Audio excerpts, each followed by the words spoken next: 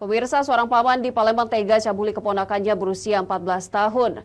Hasil pemeriksaan tak terhitung lagi perbuatan cabul dilakukan pelaku sejak korban masih duduk di bangku sekolah dasar. Suhardi Mansyah alias SM, 43 tahun, tak berkutik saat digiring petugas. SM yang kesehariannya sebagai sopir travel ini diringkus Subdit Perlindungan Perempuan dan Anak Polda Sumatera Selatan. Pelaku dilaporkan telah melakukan perbuatan cabul terhadap keponakannya sendiri yang masih duduk di bangku sekolah menengah pertama.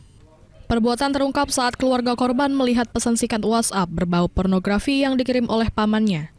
Saat didesak, korban mengakui kalau pamannya sering melakukan hal tak senonoh. Akibatnya keluarga melapor ke polisi.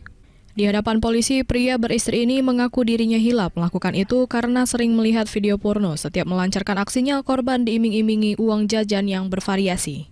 SM mengatakan baru 3 kali melakukan cabul dengan cara memegang, meraba, atau menyentuhkan bagian sensitif keponakannya. Kejadian sudah mulai dilakukan oleh pelaku sejak anak di kelas 5 SD, yaitu tahun 2018 sampai saat ini.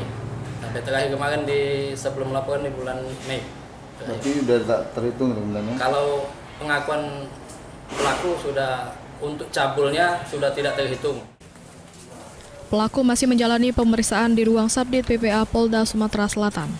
Dari Palembang, Firdaus, iNews melaporkan.